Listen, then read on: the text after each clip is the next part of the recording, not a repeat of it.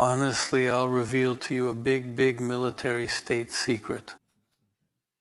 There was actually not a single true combat use of the Oreshnik in Ukraine.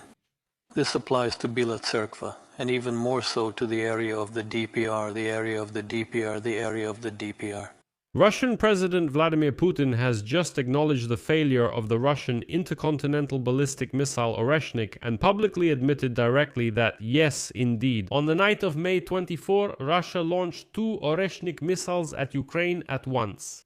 One of them fell in the Donetsk region, the second struck Bila Tserkva. Moreover, I don't know what will happen now with Russian propaganda, which claimed that it was supposedly Russia's Oreshnik that struck Bila Tserkva. It struck some secret airfield. So, Vladimir Putin publicly stated that yes, the missile, as he put it, struck a barn.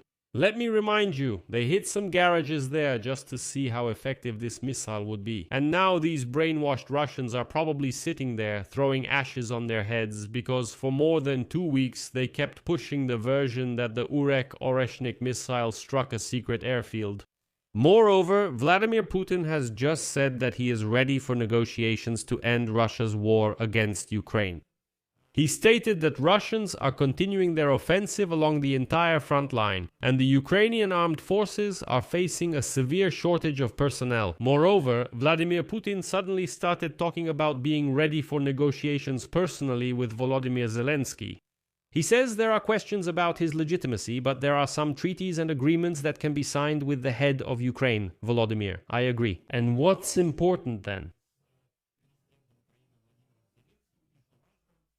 Putin stated that Russia is ready to make compromises on a settlement in Ukraine, which he allegedly discussed with Donald Trump at the summit in Anchorage back in August of last year. And moreover, why did he start complaining there that the Americans are putting pressure on India regarding cooperation with Russia? Well, and then of course Putin stated that he is ready for compromises, while Ukraine is not ready to make compromises within the framework of a peaceful settlement. And he added that he sees nothing wrong with signing a peace agreement with Ukraine and then breaking it, and he says, we will still capture the Donetsk region. These are the kind of savage idiots we're being asked to negotiate with. My name is Alexei Pechi. Let's now, while it's still fresh, discuss Vladimir Putin's speech, who actually said a lot of interesting things today. There's definitely something to analyze here, and I'm sure that, I'm not sure. I wanted to say that I'm sure something might finally click into place in Russians' heads. Then I thought, but these are Russians we're talking about. Well, imagine they were told that Oreshnik hit an airfield. They were running around and believing it. Then Putin tells them, what airfield? We hit a barn. But they won't admit this mistake, of course not. They just hit where it was convenient to see the results.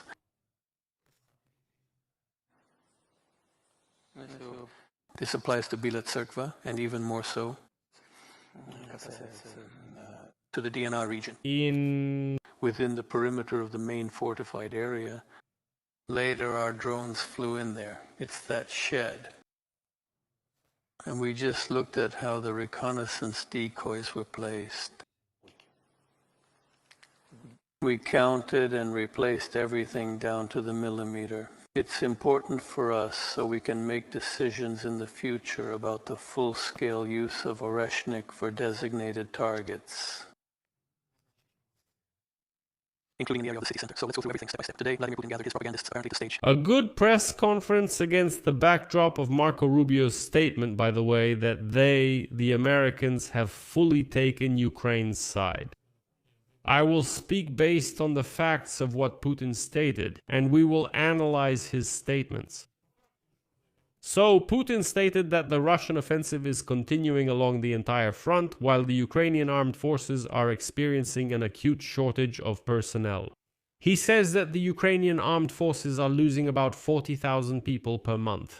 And according to him, through mobilization and the return of wounded soldiers from hospitals, the Ukrainian armed forces receive about 30,000 people per month, but about 20,000 desert block. And he says that as a result, they end up with a huge shortage.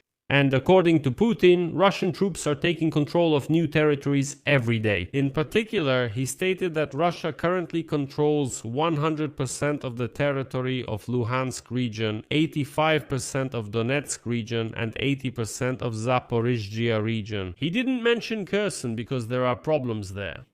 There you go. Then Vladimir Putin stated that Russia is ready to make compromises on the Ukrainian settlement, which they discussed at the summit in Anchorage with Donald Trump. And after that, Vladimir Putin stated that Ukraine is not ready to make compromises within the framework of a peaceful settlement. In the opinion of the wild dictator Vladimir Putin, if peace is established in Ukraine, the internal political struggle for power in Kyiv and the country's economic problems may sharply worsen. That is why, according to the balding jerk Vladimir Putin, the ruling circles in Kyiv are not interested in a real cessation of hostilities. Here is his quote. Because then the people currently in power are unlikely to have any, let me put it carefully, good prospects for holding on to power. At the same time, Putin noted that Russia does not object to Ukraine joining the European Union. So, once again, the defendant is changing his testimony.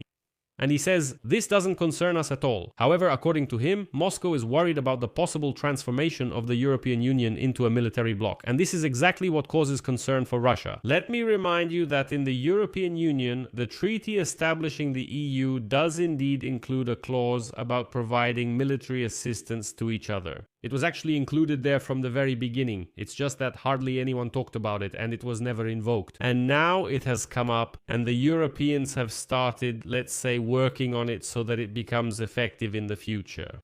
So moving on, Vladimir Putin said that, what, you think he won't run? He will run in the next election. Supposedly he's had enough. Well, listen, he's said the same thing many times already. And then Putin said what he would say to Volodymyr Zelenskyy if he meets him to sign a peace agreement. But before I say what Putin said, I'll say what I've repeated a million times already. This cowardly rat, Vladimir Putin, he won't come out of his bunker, and he won't go to any negotiations. He won't go to negotiations. Let me remind you that this rat, this bald loser, last year he was shouting, that's it, let's negotiate. And when Zelenskyy flew to Turkey and said, Pinya, I'm here, come over, let's talk. This loser, he hid and shouted, no, negotiations will only be in Moscow. Well, that's why he's a coward. He's just a coward. Vladimir Vladimirovich is a coward.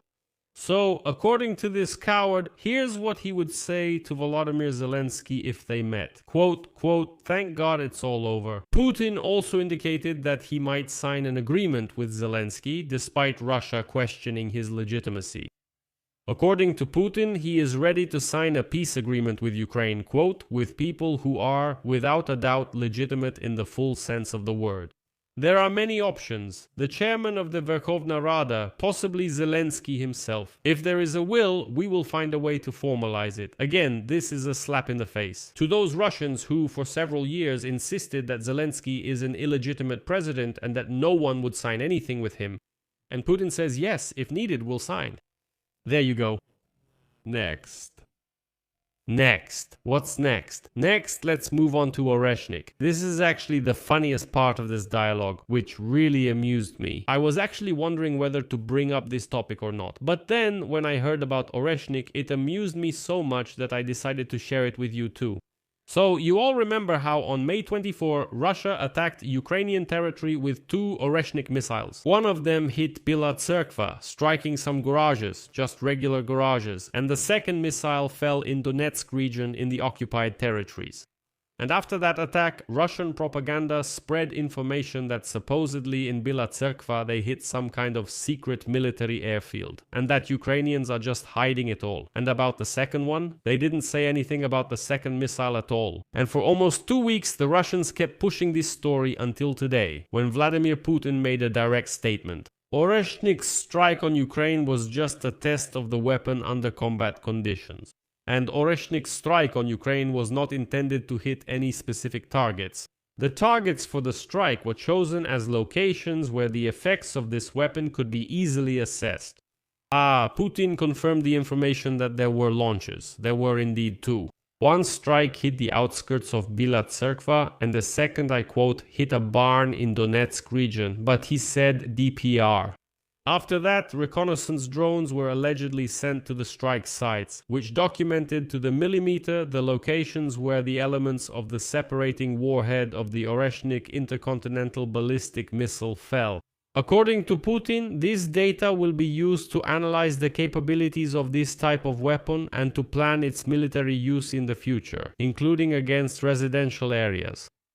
Now this war criminal is just openly saying, yes, if necessary, we will strike residential areas with this Oreshnik. In general, I don't see any point in commenting further, so I'll just leave it at that. And in the next episode, let's quickly discuss together the open letter from Volodymyr Zelenskyy to Vladimir Putin. There's something worth paying attention to there as well. I'll leave it at that. Share your opinions and conclusions in the comments below this episode. Subscribe to the channel, hit the bell, and don't forget to like. That's all for now. Take care of yourselves. Goodbye, everyone. To be continued.